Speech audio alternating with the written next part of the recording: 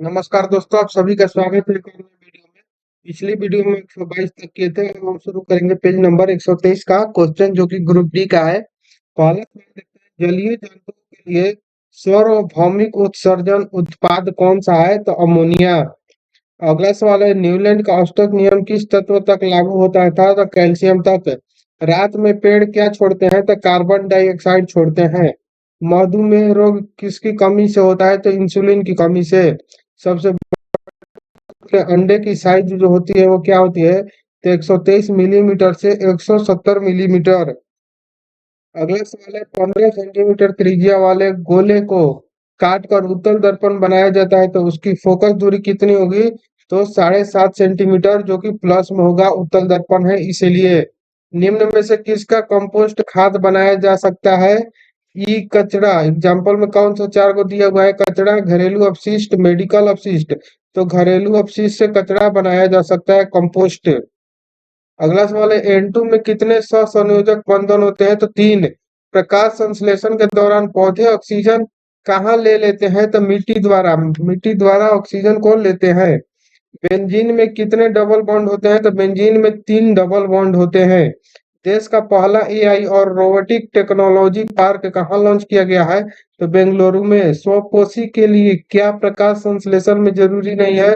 तो ऑक्सीजन जरूरी नहीं है।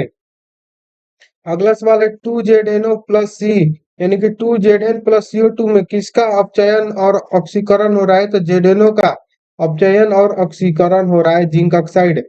जिंक ऑक्साइड का अपचयन और कार्बन का ऑक्सीकरण हो रहा है। कौन अपने प्राथमिक उत्सर्जन में यूरिक अम्ल उत्सर्जित करता है? तो पक्षी। महिलाओं में होने वाला प्रथम मासिक धर्म रक्तस्राव को क्या कहते हैं?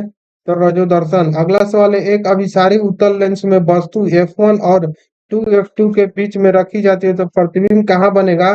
तो 2F2 पर बनेगा। 2F2 पर F बनेगा। 2F2 से कहाँ बनेगा? पर, यानी फोकस दूरी के दोगुना। अवतल दर्पण में वस्तु P और F के मध्य हो तो प्रतिबिंब की आकृति कैसी होगी?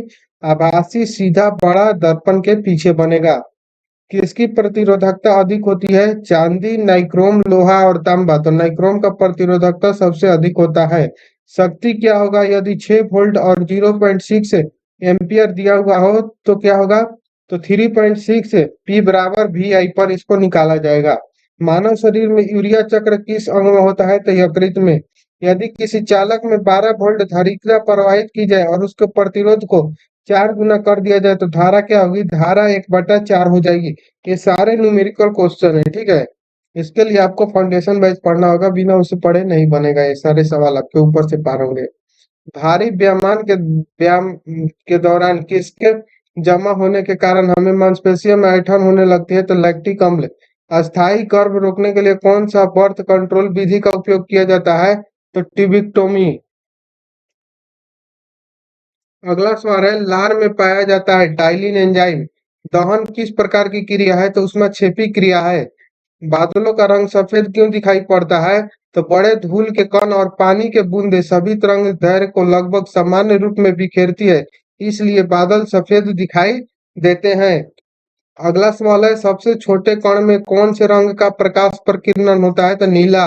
ओजोन परत की हानि किसके कारण हो रही है? तो क्लोरोफ्लोरो कार्बन के कारण ओजोन परत की हानि हो रही है। अगला सवाल है, अवतल दर्पण के वक्रता त्रिज्या 12 है, तो फोकस दूरी क्या होगी? तो फोकस दूरी जो होगी 6 होगी।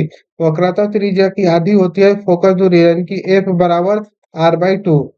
महिलाओं के प्रजनन तंत्र का हिस्सा निम्न में से कौन नहीं है? गर्भाशय, अंडाशय, मूत्राशय, डिंबवाहिनी। तो मूत्राशय जो है वो महिलाओं के प्रजनन तंत्र का हिस्सा नहीं है। अगला सवाल, आवर्त सारणी में समूह 17वें वाले तत्व के परमाणु में संयोजकता क्या होगी? तो 1। एल्युमिनियम की संयोजी इलेक्ट्रॉन कितनी होगा? 3। वाष्पोत्सर्जन में क्या नुकसान होता है? तो पौधा मुरझाने लगता है। मधुमक्खियों के काटने पर दर्द दर्द कम करने के लिए इस्तेमाल किया जाता है बेकिंग सोडा का। अगर लिटमस पेपर को ब्लू से रेड कर देता है तो उसका पीएच मान कितना होगा? 5।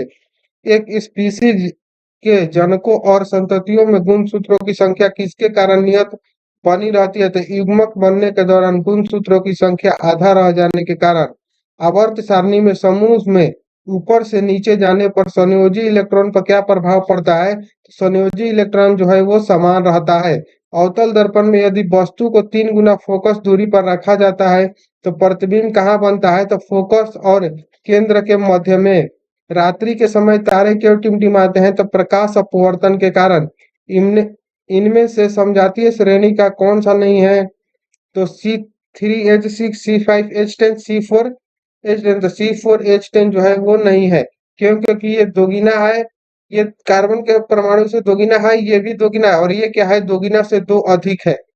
वॉशिंग सोडा की प्रकृति क्या होती है? तो क्षारीय। तरंग दैर्घ्य को किससे दर्शाते हैं? तो लैम्डा से तरंग दैर्घ्य को दर्शाया जाता है। अगला सवाल देखेंगे, कह रहे कि द्वारा परिसंचरण तंत्र किसमें नहीं होता है? सर्प, गरुड़, मेढक और मत्स्य। तो मत्स्य में नहीं होता है। अगला सवाल है, आलू, चावल और ब्रेड जैसे खाद्य पदार्थ किस प्रकार टूटकर ऊर्जा देते हैं? तो कार्बोहाइड्रेट में। ऑक्सीजन के बाहरी कक्षा में कितने इलेक्ट्रॉन होते हैं? तो 6। सर्वदाता रक्त समूह कौन सा होता है? तो वो ऑक्सीजन। पराबैंगनी किरणों के प्रभाव से कौन सी कैंसर होती है? तो त्वचा का कैंसर। फ्लेमिंग के दाएं हाथ का नियम किससे संबंधित है? तो धारा के प्रवाह से। पेट्रोल और कोयले को जलाने पर कौन सा गैस निकलता है? तो CO2। HCl कौन से एंजाइम को एक्टिवेटेड करता है जो पाचन में मदद करता है? तो पेप्सिन। अगला सवाल है, भू आकृति किस विज्ञान के तहत आता है? तो भू विज्ञान। फिलामेंट का गलनांक क्या होता है? तो फिलामेंट उच्च गलनांक वाले पदार्थ से बना होता है। यदि दर्पण के ध्रुव से यदि दर्पण के दूरी से फोकस दूरी 16 सेंटीमीटर है तो पोल से वक्रता केंद्र की दूरी क्या होगी? तो 32 सेंटीमीटर। आधुनिक आवर्त सारणी में कौन सा कथन सही है? तो 7 आवर्त है और 18 वर्ग है। वायु की अनुपस्थिति में वायुमंडल कैसा दिखता है? तो काला। अगला सवाल है, 20 ओम और 30 ओम का दो प्रतिरोध समांतर क्रम में जोड़ा जाए तो तुल्य प्रतिरोध क्या होगा? तो 12 ओम होगा। अगला सवाल, उत्तल लेंस में वस्तुओं को कहाँ रखेंगे? तो प्रतिबिंब उल्टा। छोटा वास्तविक बनेगा तो अनंत पर।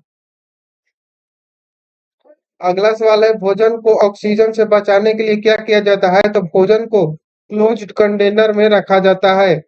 वोमन्स कैप्सूल मानव के किस हिस्से में पाई जाती है? तो किडनी। रक्तचाप को किससे मापा जाता है? तो स्फेग्नोमैनोमीटर से। जल की अस्थायी कठोरता को किस अ- जल की अस्थायी कठोरता को कम किस प्रयोग से किया जाता है? तो सोडियम कार्बोनेट से। पौधे में फल का निर्माण होता है तो अंडाशय से। आवर्त सारणी में ऊपर से नीचे आने पर धातु की क्षारिकता क्या होती है? तो घटती है ऊपर से नीचे आने पर। अगला सवाल है, चुंबकीय क्षेत्र की दिशा उत्तर की ओर है, धारा की दिशा पूर्व में पश्चिम की ओर है, तो चालक की दिशा किस ओर रहेगी? तो दाईं ओर रहेगी। सर्वाधिक विद्युत ऋणात्मक तत्व तो कौन सा है? तो सर्वाधिक विद्युत ऋणात्मक तत्व जो है वो फ्लोरीन है। आगे का क्वेश्चन नेक्स्ट वीडियो में करेंगे। Thank you.